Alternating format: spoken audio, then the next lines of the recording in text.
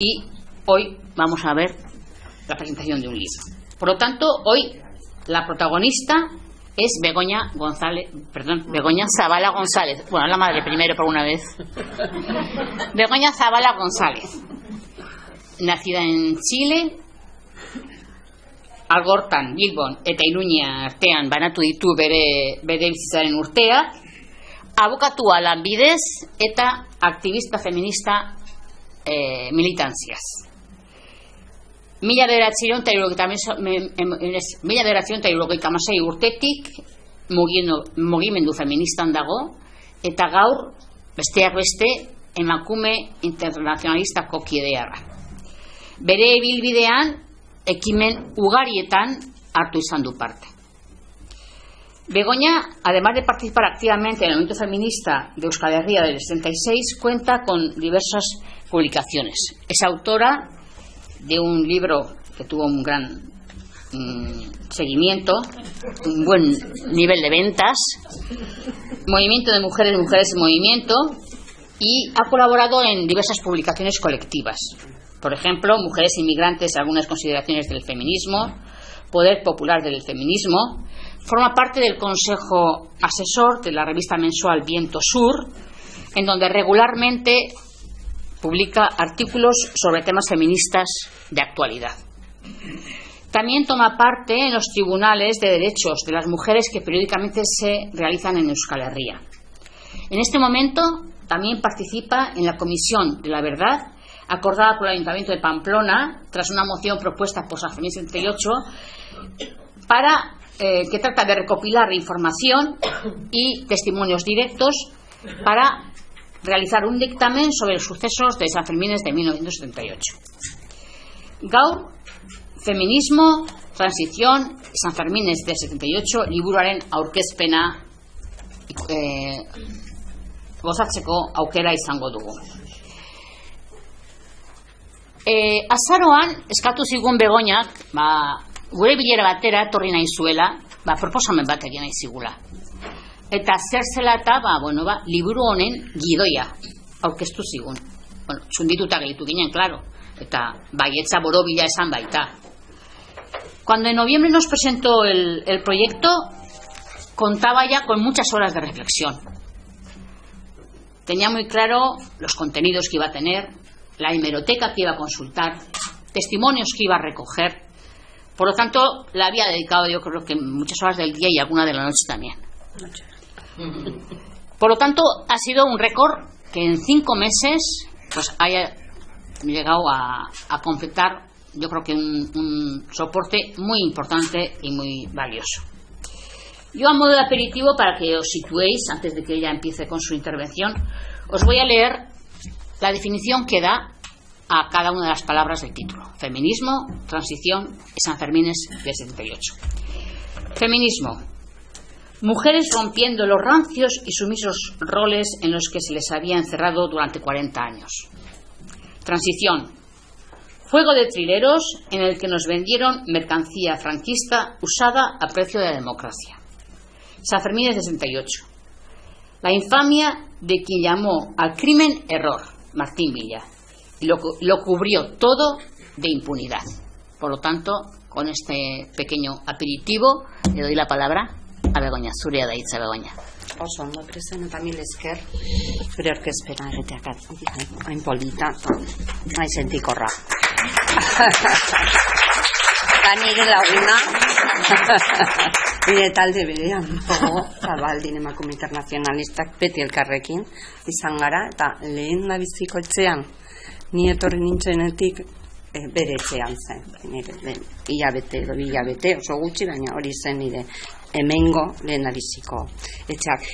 Azteko irakurriko dizuet, zatitxo bat euskaraz, Txaro Pardok egin zuena. Txaro kanpoan dago, beti bezala Sahara aldera joan da, beti dago hor, baina dena den denbora izan du itxaurrea egiteko. Eta egin du lau orrialde gazteleraz, jarri dugu liburua euskeraz, zerbait euskeraz azaltzeko, eta esaten du parrafotxo txiki bat. Basakeria izan zen, por supuesto, San Fermín 78 da, ez? Xaloki basakeria.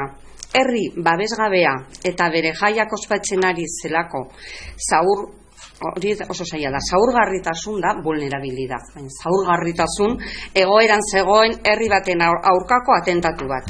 Ez nahi luzatuko gertakeriaz eta bere ondorioz mintzatzen ezagutzen ditugolako, baina bai, esan dezaket, inoiz ez dudala gertatutakoa ahaztu. Gogoan dudala eta zehetasun bakoitza grabatua dudala eta gaur, oraindik, sentitu nuen beldurraren zaporea, ezagutzen dudala. Gaztelu plazan, zeinetara heltzea lortu genuen, arrastatzen ginen, poliki-poliki narrastuz, ies egiten saiatuz, gomasko pilotek gure gorputxetan jotzea ekiditzeko. Pizkanaka, San Ferminek duten kolorearekin bat lagundu egin zuen Ferminen kapotikorik gabe. Arratsaldea gorriz zindatu zen eta anabasa batean bihurtu zen dena. Eta haiek, horren boteretsuak herri oso bat egin zitoen erasua. Grisesko gizonak ziren. Apurtu gintuzten, josi guten, zaurito gintuzten, hil gintuzten, grisesko gizonak ziren. Haien urratzen atzean odol arrastoa utzi zuten. Grisesko gizonak ziren. Izua zabaldu zuten. Grisesko gizonak ziren. Herri oso bat apaldu zuten. Grisesko gizonak ziren. German erail zuten. Guztiok hil gituzten pixka bat, grisesko gizonak ziren. Bueno, pues esto es bastante significativo de lo que pensé cuando hice el ofrecimiento a San Fermín 78, de pensar en hacer algo. Todo lo que estábamos haciendo y siempre hacemos de San Fermín del 78, y estoy en la Comisión de la Verdad, he colaborado mucho con la comisión, tenía mucho que ver con hombres, ¿verdad? Y entonces nosotras que somos unas pesadas y siempre estamos tratando de meter, visibilizar mujeres, hacer feminismo, hacer perspectivas de género, bueno, pues incluso los malos son hombres, los heridos, todo el mundo, era un mundo muy, muy masculino. Y era difícil. Y sin embargo, pensé que podía, no sé, hacer un invento, ¿no? Pensar algo, aunque fuese muy artificial, ¿no? Que es un poco, pero bueno.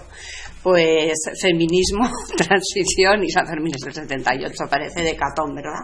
Con esa definición, digo, bueno, pues junto y a ver si de ahí me sale un poco, ¿no? Entonces lo que os voy a contar antes de la merienda va a ser como una dedicatoria de amor y 7 agradecimientos.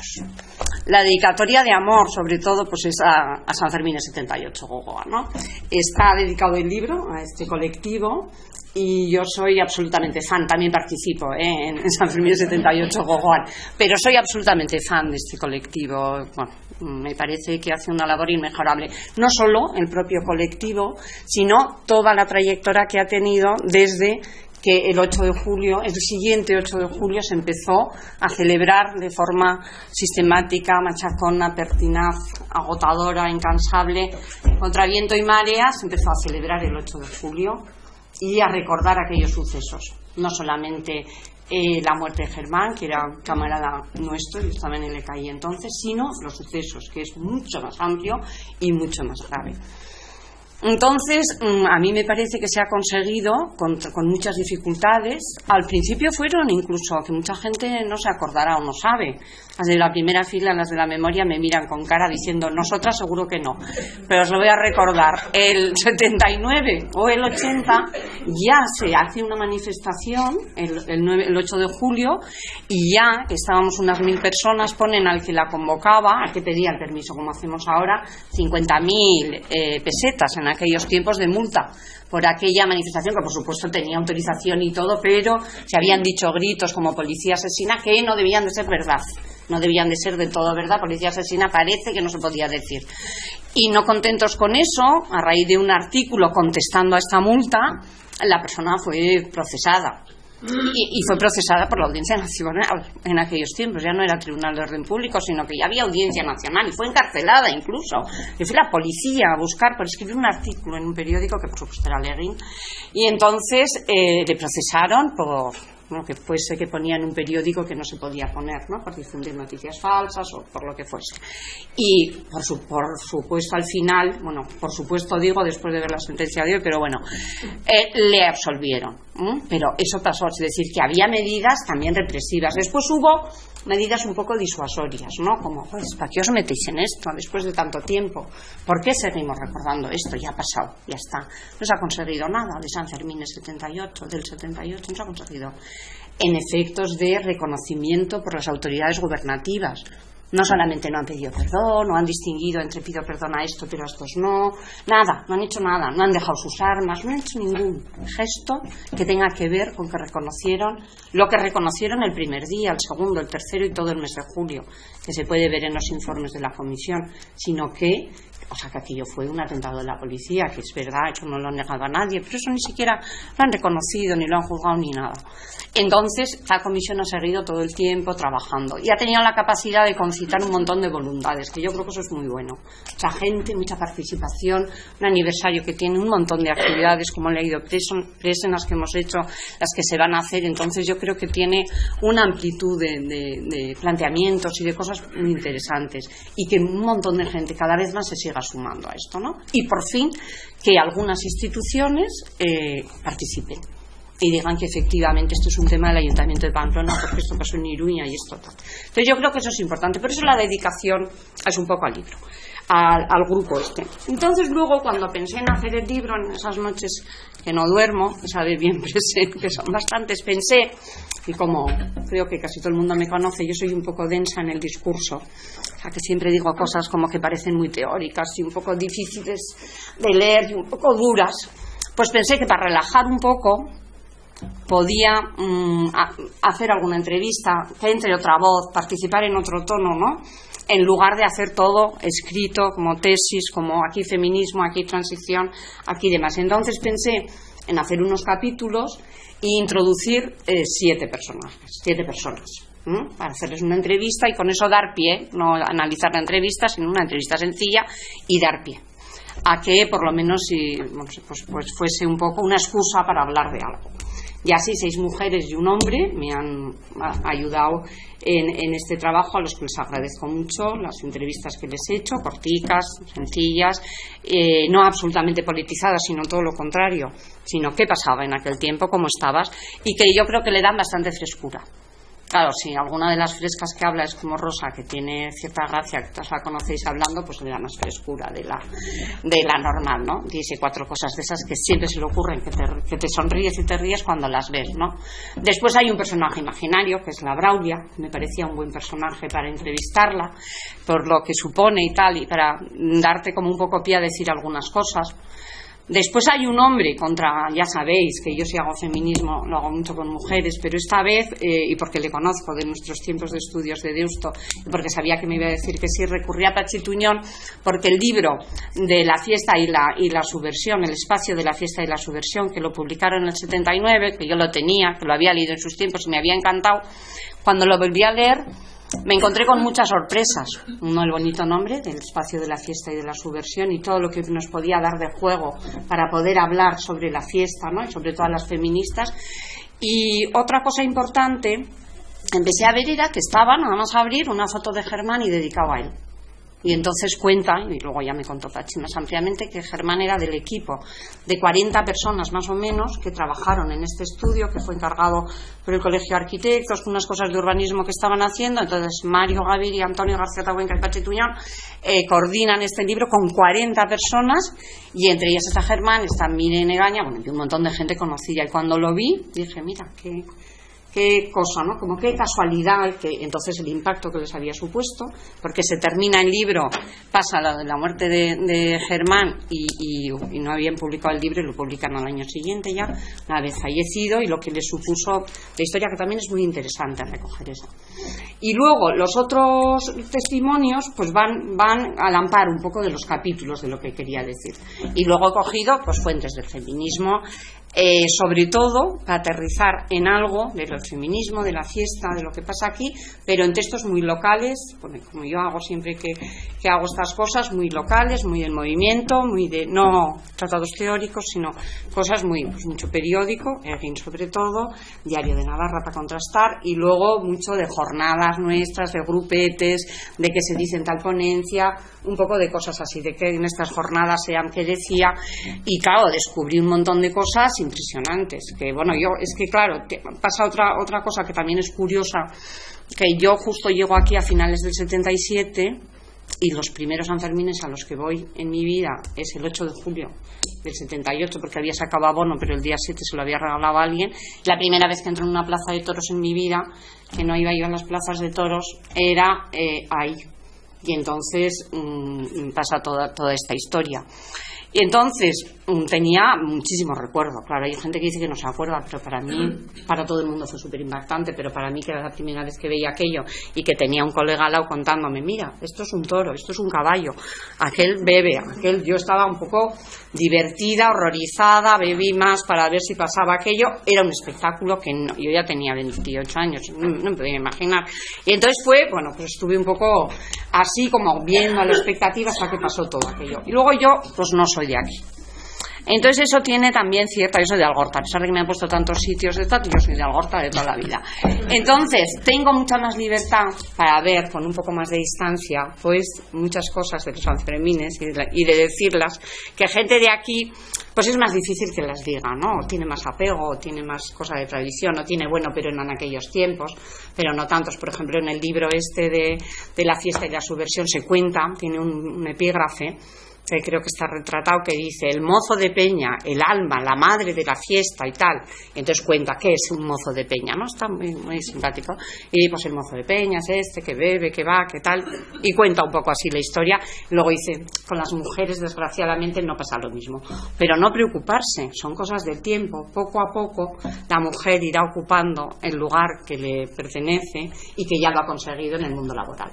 Esto escriben en el año 78 los Tuñones y sus amigos, con una visión fuerte, ¿no? Y luego, bueno, pues pasa lo que pasa. Pero claro, yo puedo ver un poco con cierta más cosa y decir, bueno, pues a mí me parece que esto era machista o que no era o que tal, con más distancia, por decir así, con menos compromiso, nadie me va a pegar, yo soy de fuera, como que fuese una guiri. Entonces eso también como que me ha servido. Entonces con el tema este, con lo de las entrevistas y con esto, lo que pensé era, bueno, pues Sanfermines 78, Gogoan hace un estudio muy importante, todo el tiempo que está trabajando y que está editando cosas y que está publicando, hace un estudio muy muy importante de qué supone Sanfermines 78 en el proceso de transición. Lo mismo que se dice que supone Victoria del 76, lo mismo que Montejurra, lo mismo que el asesinato de los abogados de Atocha. Entonces hace una lectura del mundo rupturista, de la gente que ha estudiado las otras transiciones, ¿no? Diciendo, es que la transición no es como lo que se vendió. Es una ruptura con la que estoy absolutamente de acuerdo, que es muy radical y que es muy interesante ver cómo se estaba en un proceso, ¿no? Un proceso muy rupturista. Se estaba en un proceso que, si habéis visto, lo podéis ver en la revista esta que colaboro yo, Viento Sur, Ramón Contreras y Picho Idoyaga hacen un artículo y cuentan un poco, enlazado con Sanfermines 78, cuentan, por ejemplo, el papel del movimiento obrero, pero el movimiento obrero autónomo, el que no está domesticado o por lo menos monopolizado por los sindicatos mayoritarios del Estado español, sino el que se mueve en Gasteiz, y pasa lo del 76, el que se mueve en Vizcaya, el que se mueve aquí en las huelgas de Potasas, un movimiento muy fuerte y radical. Pues claro, yo veía que coincidía en el análisis de Sanfermines del 78, coincidía lo de la transición y digo, bueno, pues feminismo lo mismo. Yo voy a contar que nuestro movimiento también es un movimiento rupturista, que apareció, que tenía sus ilusiones, que tenía sus ansias, que tenía sus ideales, que tenía su programa, que era muy rupturista, y que en el 78 también se ayudó a que esas esperanzas, deseos, reivindicaciones y programas se truncasen en alguna medida como proyecto a cosificarse en ese momento, no como proyecto a seguir para adelante. Entonces, bueno, me parecía que podía servir, lo mismo que se hace, pues bueno, luchas del movimiento obrero y el régimen de transición. Le metía en 78 y me metía un poco, que me parecía interesante, y contar pues esto de los Sanfermines, ¿no? Porque es bien entretenido.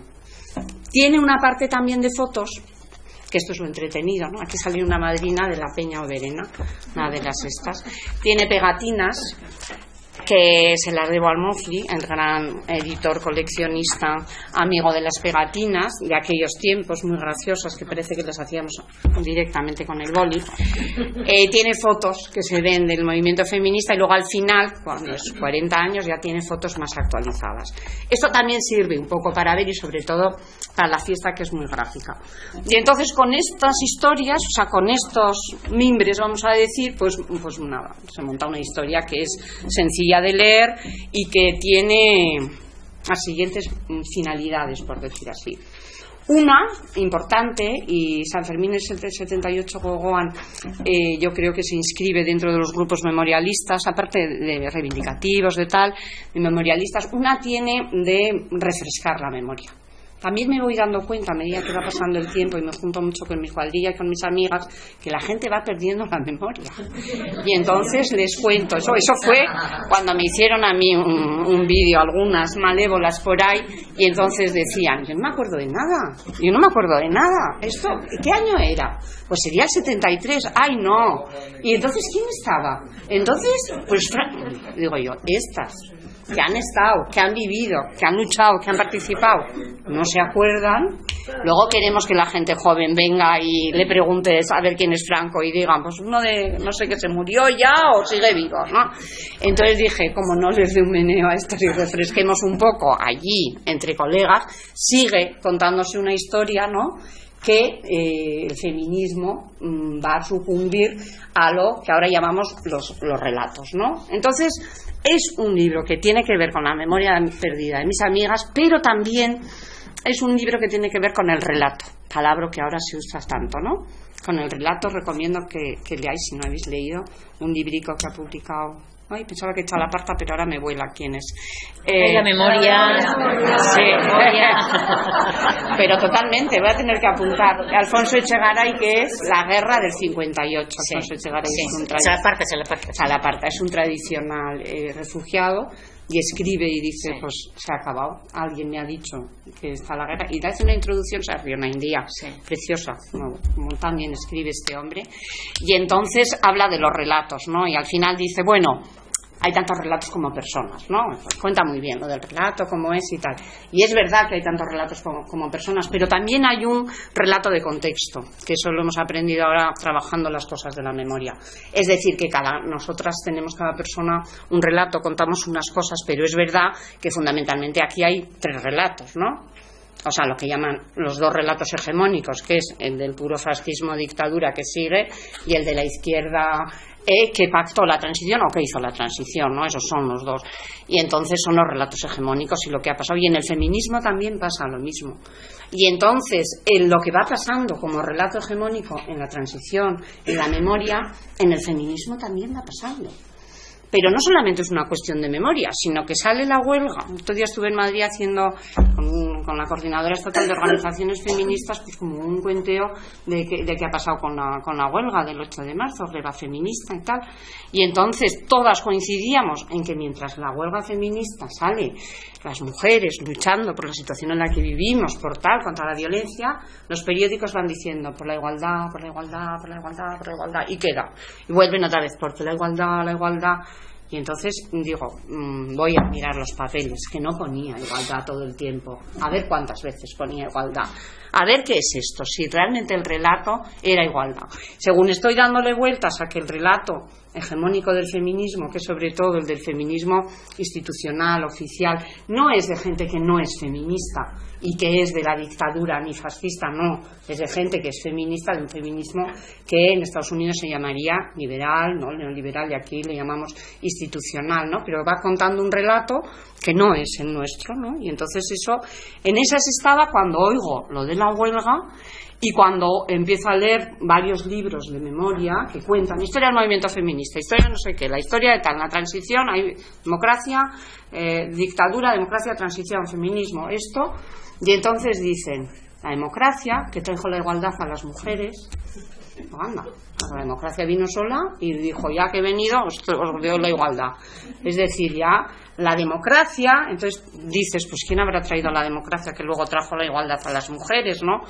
Entonces te das cuenta, claro, y en esto hace mucho hincapié los relatos y las cosas que escriben, los que os digo Pecho, Ido Llaga, Ramón Contreras, que presentó una ponencia en las otras transiciones, que también la meto un poco, diciendo, es que eso no es así. O sea, había un movimiento, había muchos movimientos, había resistencia y tenían otros proyectos. Y no era el proyecto de la democracia. Y luego pasó y se consolidó en lo que fuese. Entonces, con el feminismo en síntesis, podía pasar un poco lo mismo. Lo que pasa es que el momento, por lo que interesaba, o sea, que no es una historia de frustración, de decir queríamos todo esto y no conseguimos, no. Es una historia de todo lo contrario. De decir, en esa época, que empezó en el 75 para nosotras, lo que realmente había era una explosión tal en el sentido multitudinario de grupos de gente, de feminismo como de otras cosas, que se pedían unas cosas que eran realmente y unas reivindicaciones realmente rupturistas con la dictadura, pero no solo con la dictadura, sino con los regímenes que Occidente democrático pretendía imponernos y de hecho nos imponía.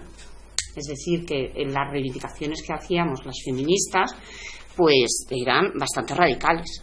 Las reivindicaciones que hacían los partidos de extrema izquierda y los partidos abertzales se ponía en cuestión un montón de cosas que eran muy radicales del modelo de Estado, ¿no?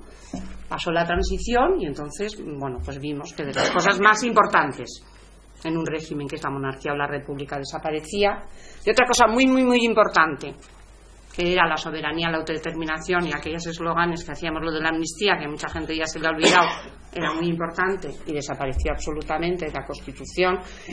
Que otra cosa que era súper importante, que éramos lo de las mujeres, que era el movimiento por la liberación de la mujer, que no era por la igualdad con los hombres ni con nadie, por la liberación de la mujer, por la liberación de las mujeres, también se fue cayendo.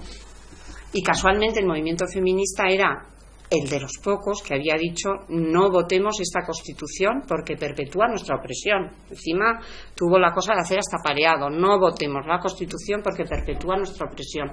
Fue uno de los movimientos audaces que dijo no. Incluso el movimiento democrático de mujeres, que era montado por el PCE, a pesar de que el PC fue un artífice de la Constitución y de todo el sistema de transición, es uno de los que da libertad a sus militantes y hace una crítica súper radical. Vino aquí Dolors Calvet, que entonces era del PSUC, hace una crítica radical al proyecto de Constitución que todavía luego empeoró, para el tema de mujeres en concreto, empeoró, diciendo que eso no se puede votar de ninguna forma. Es decir, que las pocas cosas que iba leyendo, digo, mira, esto da un poco de sí, ¿no? Parece que aquí hay chichi en cuanto es lo del feminismo y para reivindicar un poco. Esto es una historia permanente en nuestro grupo, ¿no? El libro que he publicado, no tantos libros, ni ese libro que se llama Movimiento de Mujeres, Mujeres en Movimiento, trata un poco de eso también, ¿no? Es una permanente que tenemos, ¿no? Entonces, eso me parecía bien. Pero lo que me parecía importante, y con las más que he hecho entrevistas así, amigas, Rosa, Sole, Julia, miren algo, era... O sea, de repente nos encontramos en el 70. Claro, a mí me coincidió que cambié de pueblo, que eso también divide mucho en las vidas. Pero en aquellas épocas, nosotras situamos la transición en el 75 hasta el 82, por poner unas fechas, desde que muere el dictador hasta que el PSOE va a Madrid, que algo ya ha podido pasar, para que le dejen ir. Entonces situamos ahí. Y casualmente en el 75 se producen dos fenómenos importantísimos para el feminismo. El año internacional decretado por Naciones Unidas y las primeras jornadas a nivel estatal que se hacen en Madrid, clandestinas todavía, que se llaman las primeras jornadas de la liberación de la mujer. El año 75 para nosotras es fundamental, y ya empieza, para el resto del mundo también, porque se muere Franco, o sea que no es poco, por fin, pero era importante. Y entonces con eso empezamos. Y ahí, si nosotras hablamos y si recordamos cómo vivíamos en aquella época, y yo, que ya tenía entonces 25 años, o sea que había vivido de joven en un pueblito y así, en una situación, bueno, no digamos de mucha libertad, pero no solo por el franquismo, sino por ser chica y con que esto... recordamos que realmente en aquellos tiempos se estaban dando unos pasos, pero no porque la ley tal se cambiaba o porque consiguiésemos que la Iglesia se ilegalizase o porque los colegios privados se cerrasen o porque el ejército desapareciese, sino porque día a día en la vida cotidiana de las mujeres, de las chicas, de tal, se podía cambiar un montón de cosas que algunas estaban en la ley, pero otras estaban en la costumbre, en la religión, en la presión social, en la Iglesia Católica que te obligaba a hacer esto, en tu padre, en tu madre.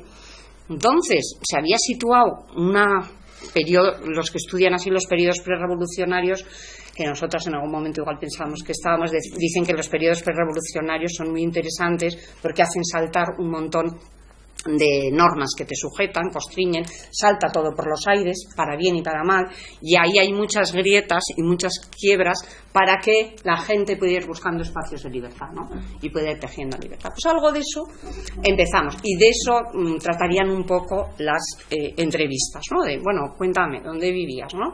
¿Cómo estabas? En relación a una vida cotidiana, una vida de militancia, y te encuentras con que chicas en el 78 que tenían 16 años se van de sus casas a vivir fuera de su madre y de su padre, dejan de estudiar, fuera de su madre y de su padre quiero decir fuera del domicilio familiar, dejan de estudiar, se ponen a currar en lo que fuese, viven en pisos probablemente hacinados de lo viejo, de ese casco viejo tan deteriorado, y pueden montar una vida, tienen unas relaciones entre hombres y mujeres, en aquellos tiempos entre hombres y mujeres, vamos a pensar que algunas también entre mujeres, mucho más libres y abiertas, no se tienen que casar con el primer novio que tienen formal, que luego van y se casan y tienen hijos, sino que hay unas relaciones mucho más abiertas y tienen un modo de vida que realmente está cambiando. Y no está cambiando porque ha cambiado la ley o porque ya ha cambiado el sistema y ya tenemos un sistema estupendo. Tened en cuenta que cuando se está cambiando, está pasando lo del despacho de Atocha, que es un bombazo terrible para el proyecto de democracia española, lo de Vitoria-Gasteiz, que es una pasada de represión, están pasando un montón de cosas. Entonces, en ese espacio, no de libertad, pero sí de liberación, o de lucha por la liberación, o de tratar un poco de movilización y de cambiar el mundo, las mujeres tienen muchas posibilidades de vivir una vida distinta y se encuentran con unos grupos feministas, porque yo hablo de ese feminismo, que hay otros feminismos, pero hablo de ese que nace en el 75, que se montan las asambleas, que se montan los grupos de mujeres de barrios y que empezamos a funcionar de una forma determinada y con un programa muy radical. Hay otros feminismos y incluso algunos de esos feminismos vienen a las asambleas y se juntan, pero en general es ese el feminismo, ¿no? Y entonces es muy interesante. Entonces lo que se trata primero es como de contar un poco qué espacios están encontrando las mujeres y de dónde salimos, que eso ya lo hemos contado 20.000 veces, ¿no? Lo que decía el Código Civil, lo que decía el Código Penal, todo era delito, bueno, os acordáis, ¿no? Cuántas veces hemos contado, esto sí que no se le olvida ni a mis amigos, todo el tiempo, esta situación y cómo se peleaba contra ella, pero luego lo siguiente es, bueno, y el feminismo irrumpe, irrumpe en la historia, no quiero ni hegemonizar el feminismo ni nada, es uno muy particular en el que yo he participado, y aquí me encuentro en Iruña, y igual en algún sitio más de Nafarroa, que existe un grupo que se llama EAM, que yo cuando llegué ya me dijeron que existía EAM, que es el Emakume Askapenaren Mugimendua, Movimiento de la Liberación de la Mujer, y entonces es un grupúsculo que en algunos panfletos y en algún sitio he oído que eran etarras y en otro he leído que eran trotskistas, supongo que serían mitad y mitad, más o menos, o a partes iguales, que tienen un programa feminista que es, bueno, como de la Revolución Rusa en el 17, familia, propiedad, iglesia, Estado, hijos, no sé qué, todo mal, todo en contra, y a partir de ahora hacemos lo que nos da la gana. O sea, era un programa completamente estudiado, analizado, que muchas cosas se suscriben ahora y otras no, porque has cambiado de postura o porque ves otra cosa, pero era un programa. Entonces estas chicas de EAM, hay las jornadas de Lejona, en las primeras, en el 1977, van allí, punto y hora, les hace una entrevista y entonces ahí aparecen las de EAM. ¿Y qué tal, chicas? Y tal. Y luego aparece, y esto ya une con la fiesta, que la fiesta de San Fermín, que yo sí puedo decir tranquilamente que era machista y que no iba a cambiar por esas cosas y que era aparece que van a hacer la gran fiesta por las madrinas, y ahí aparece EAM, que luego os cuento lo de la fiesta de las madrinas o manolas, como les llaman algunas, y ahí aparece EAM con un comunicado, las de Tafalla apoyan el comunicado de EAM, luego aparecen y salen con una pancarta, es decir, que le dan una importancia bastante importante al tema, una importancia bastante grande al tema este de las madrinas. Y todavía Egin, el 9 de julio del 78, que ya estamos en pleno caos, pero lo había hecho antes, les ha hecho una entrevista donde salen en más completa clandestinidad, sin decir nombres ni nada, ni dicen que son, dice, aquí estoy hablando con unas feministas, y les empieza a preguntar a ver si piensan que son los Sanfermines machistas, y las tías empiezan a alargar y dicen, piensan los hombres de las peñas que somos como una mascota, que nos pueden sacar a pasear el día de la madrina y no nos llaman nunca para hacer nada, y ahora esto de la madrina, y además que sepan que ellos se van con quien les da la gana, como si nosotros y sacan lo del marido suelto, esta cosa, el dimasu, y se van con quien quieren. A ver si una mujer se fuese con un hombre, ¿qué pasaría? Entonces, son unas que tienen analizada la fiesta, bueno, en 4 párrafos, que no os penséis que es. Y entonces llega el día de las madrinas, que ellas ya habían avisado como que no les parecía esto machista y tal, y llega el día de las madrinas y sale, aprovechando que Euskaltzaindia va a hacer la fiesta del Bai Euskarari, que lo va a hacer en todo Euskal Herria, pues aquí dicen, pues mira, lo hacemos el día de las peñas y en la plaza de toros, en otros sitios lo está haciendo como suele hacer en los campos de fútbol y así, y entonces dice, pues ya está el día de las peñas, y entonces el 1 de julio, que es el día de las peñas, se anuncia. Entonces Arturo Campión, Euskaltzaindia y las peñas montan el día de las peñas con el gran festival que suele ser música, bailan, tal, y entonces estas ya avisan diciendo, a ver esto de las madrinas, ¿qué va a pasar? Que no nos gusta porque que nos saquen de mascota, ¿no? Y entonces, delante de 10.000 personas, plaza de toros, estás con una fiesta, y todos encantados porque era el Bai Euskarari, que supongo que estaría a medias entre lo legal y lo ilegal, que no, supongo que no sería de lo más que sale una icurriña, que sale amnistía, ¿qué tal? Aparece, efectivamente, pancarta de amnistía. Aparecen los presos de la COPEL, que estaban en plena lucha en aquellos tiempos, una lucha también bastante olvidada, pero que era interesantísima, la de los presos comunes, y aparecen 4 o 5 con una pancartica diciendo madrinas cámpora. Que me las imagino, y silbando y pitando, que no sé a dónde llegarían esos silbidos. Entonces Egin recoge la cosa, Egin está como que no sabe, pero dice, bueno, y por si acaso hemos preguntado a las madrinas, y las madrinas dicen que ellas no se consideran objetos, que las pobres, la otra habían dicho cámpora solamente, no habían dicho nada de objetos, que para nada objetos, que esto cumple su función y que ya entienden que igual tienen que hacer algo, no sé, como para mejorar la situación de las mujeres. Entonces ahí hay todo un debate que es muy interesante, que a la vez se está debatiendo qué pasa con la fiesta, qué hacemos con la fiesta, ¿no?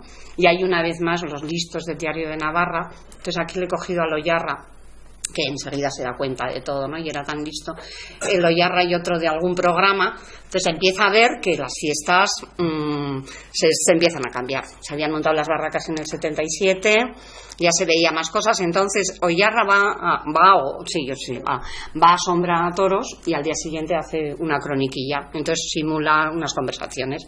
Y dice, aquí estoy yo con una escasarra hablando. Y le dice la escasarra, fíjate, estas mujeres, no les da vergüenza, cómo vienen al tendido. Se les ve todo y los pantalones prietos. Y la otra, mujer, no te pases, que no sé qué. Es que los hombres sois muy malos y tan malo me ves así. Es que esto no es lo que era. La fiesta ya no es lo que era, porque las mujeres, ¿qué va a pasar aquí con las mujeres todo el tiempo allí enseñando o vistiendo de cualquier forma y hablando de tal forma? Y te voy a contar un sucedido, Li.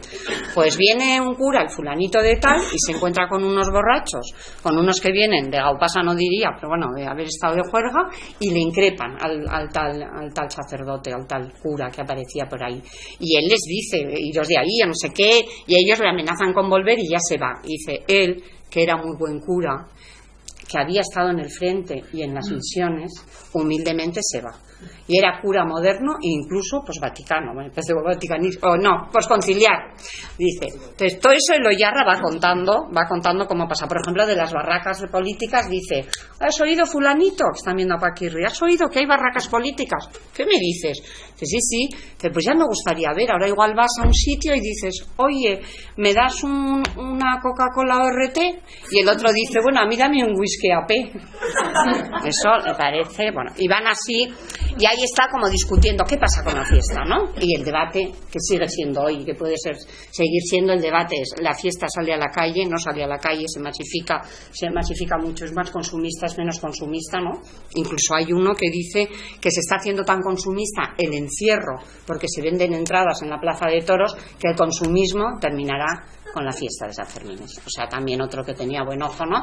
Pensar que el consumismo y la fiesta de San Fermines y su ideología eran contradictorias. Entonces así vas recogiendo y claro, te das cuenta que la fiesta es una buenísima oportunidad para las mujeres, ¿no? Para las feministas. Y ahí es donde engancho con el libro este, que me ha gustado bastante ese capítulo, porque es lo del espacio de la fiesta y la subversión. Y cómo coinciden que el casco viejo es el espacio de la fiesta y el espacio de la subversión, ¿no?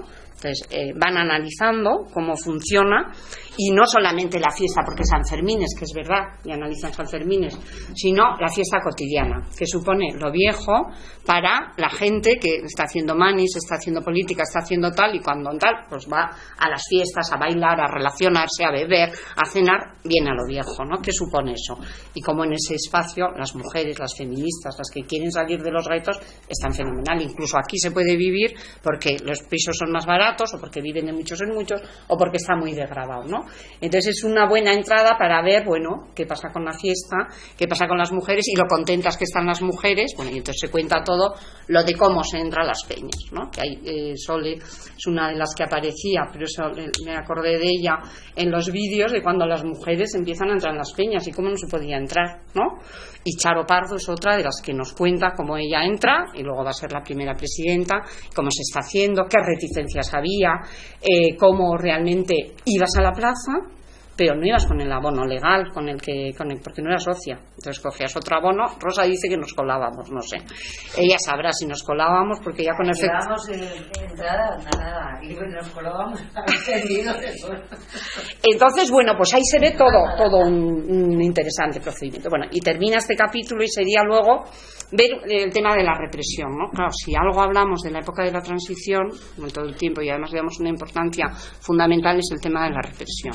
Todo lo que pasó en aquellos tiempos y cómo en el último momento casi parecía que se estaba acelerando o como se dice, intensificando la represión. A veces, me acuerdo del último estado de excepción, que fue el del 75, cuando yo estaba en Vizcaya, que fue antes de los juicios de los consejos de Chiquiote y aquellos tres, cómo hubo, ¿no? Cómo había detenciones, listados de detenciones, impresionante, ¿no? Entonces, en ese momento que se está y que hay mucha represión, pues he tratado primero de sacar la represión de las mujeres, ¿no? La que se ve que están sufriendo las mujeres. Amparo Arangoa es uno de los ejemplos, porque además, por suerte, Yaben y Patxi Zabaleta le fueron a ver y le pudieron sacar una foto que la mandaron a Seruko Argia y recorrió todo el mundo, porque sale ella así como con el culo al aire, completamente morado, y además cuentan lo que ha estado 5 horas con el capitán Muñecas, que le ha detenido en Tolosa, creo que le ha detenido en Leiza, pero le han llevado a Tolosa, y es terrorífico por lo que ha pasado, ¿no? Y esto. Entonces, la represión específica de las mujeres,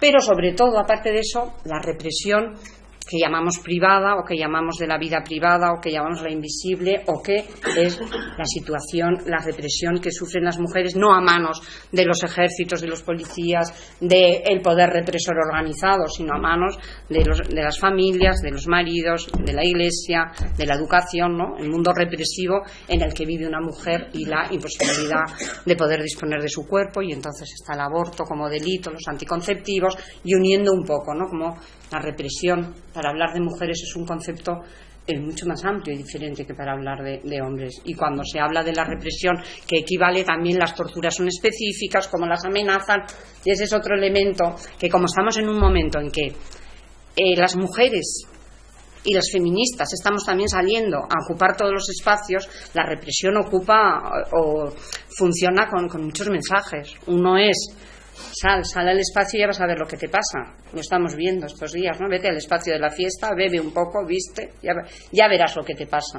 La policía, el mensaje que nos mandaba con aquellas agresiones era: seguir así en la fiesta, pensando que la fiesta es subversión y que podéis sacar la pancarta de amnistía y ya veréis lo que os va a pasar. Y efectivamente pasó, ¿no? Pues bueno, pues hacer un análisis así de qué suponen estos espacios de represión y qué mensajes van mandando todo el tiempo, ¿no? Después vendría el 8 de julio, que es lo que pasa una lectura que yo creo que hacemos todo el mundo. Bueno, os estoy contando una cosa que parece larguísimo, pero no es un pispás, no es así. Y vendría lo del 8 de julio, como es, que eso sobre todo, bueno, pues es el relato de lo que más conocemos, cómo ha ido pasando. Y luego, el capítulo final es, pues, 40 años después. 40 años después, como estábamos un poco, o después del 8 de julio, que es lo que pasa.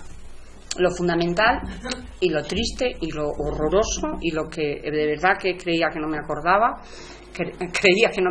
o que no había existido, es que todo el mensaje del año 79 coincide que ha habido las primeras elecciones. ¿Os acordáis? Valduz tenemos de alcalde, ha salido con los votos, sí, locales, ¿no? Eso, y van tanto a la Diputación como a los ayuntamientos, sale Valduz con el apoyo de Herri Batasuna y del PNV, lo tenemos de alcalde, y entonces, cuando va a ser un año de lo que durante julio, agosto, incluso San Fermín chiquito, se ha dicho que agresión a toda la ciudad, a la policía, se ha pedido la dimisión de Llano, no dimitió, se ha pedido la averiguación, no se ha averiguado nada, no se ha hecho nada. Pasa un año que la única que ha trabajado es una comisión de investigación que sacó un montón de datos. Judicialmente no ha habido procesamiento todavía en aquel tiempo, pero después supimos que no iba a haber ni nada, no se ha hecho nada de nada, y empiezan a salir los mensajes para el 79, y entonces he cogido El País, ¿no? Como en 3 días El País dice: las peñas se juntan y le piden al gobernador que no haya fuerza policial en Pamplona. Una lectura buena, se juntan las peñas, los grupos políticos, todas piden al gobernador que no haya. Entonces estaba Mejía, me parece que es el siguiente que viene aún.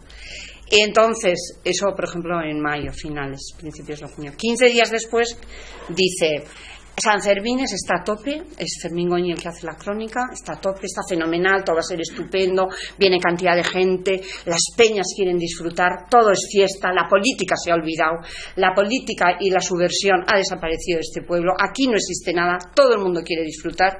Lees el folleto del 7 de julio que sale de fiestas, que lo edita entonces Pérez Balda. Entonces, olvidémonos de todo, si hay rencores entre nosotros, perdonémonos unos a otros, reconciliémonos entre todos, si es que hay algo que reconciliar, y ya es todo como una visión. Eso en el 79, claro, 40 años después ya ni para qué contar cómo sigue yendo, y eso con aquel gobierno que era PSOE, ¿no? Que es de los que más cosas luego hemos visto que han hecho y tal, ¿no? Eso también impacta mucho cuando es ya cuando es al año siguiente, y cuando es 40 años después, pues nada, terminó recogiendo, bueno, en qué situación podemos estar ahora. Y eso, con quizá la primera pregunta, o la primera pregunta que yo me hice y que creo que la respondí, es decir, el feminismo tuvo algo que hacer en esta época y tenía algo que decir con todos los demás, y hacemos un análisis, una transición, y vamos a ponerlo sobre la mesa, ¿no? Esto pues más o menos lo he hecho, bien, mal, lo que sea, de acuerdo o no de acuerdo. Pero luego la otra pregunta sería: y después de que pasa San Fermín en 78, y por extensión el tema de la transición, las feministas con sus programas, con sus luchas, han recibido realmente también un batacazo y han ido para atrás, no para atrás en su situación real, era imposible ir más para atrás en el franquismo, no se podía ir, solo se podía ir para adelante o quedarte igual, sino en sus programas, en sus planteamientos. Realmente este golpe que nos afectó a todo el mundo ha ido para atrás y ha afectado negativamente a aquellos movimientos feministas. Y entonces eso sería el siguiente libro. El siguiente libro va a decir, de ahí, ¿qué feminismo sale? O sea, porque yo analizo un feminismo que sigue y que plantea tal. Pero de ahí, ¿qué lecturas feministas salen? ¿Qué feminismo sale? ¿Y qué? Porque no es plantearse si las mujeres están mejor o peor entonces o antes, ¿no? Cosas, sino si el feminismo como proyecto rupturista, es como si dijésemos, estabas en un partido, ¿no? Que apostaba por la ruptura y por seguir. Pasada la ruptura, ¿qué pasó con esas? Estabas en un movimiento, en el ecologismo, que es otro movimiento que aparece con una costa vasca no nuclear importantísima y de forma impresionante, ¿no? Estabas en ese movimiento, estabas en el antimilitarismo. El antimilitarismo realmente, ¿cómo queda con esto? Era republicana. ¿Cómo queda el republicanismo después de esto? Si te parece un rey, ¿no? Entonces, sería un poco la última. ¿En qué medida ha salido afectada, ¿no? Esto, es decir, todo esto con la influencia de San Fermín en 78, que fue muy negativo, han pasado estas cosas, pero luego cómo hemos ido para adelante. Pero sobre todo, quizá lo más importante es decir, había un proyecto rupturista o muchos proyectos rupturistas de muchas organizaciones, movimientos y tal, y nosotras, las asambleas de Euskal Herria, que nos llamábamos las asambleas feministas, estábamos en ese proyecto rupturista y teníamos, aparte de coincidir con que no hubiese rey, que no hubiese monarquía, que no hubiese ejército, que depuración de las fuerzas, que soberanía, que autodeterminación, teníamos un programa feminista que ya rompía con la Constitución.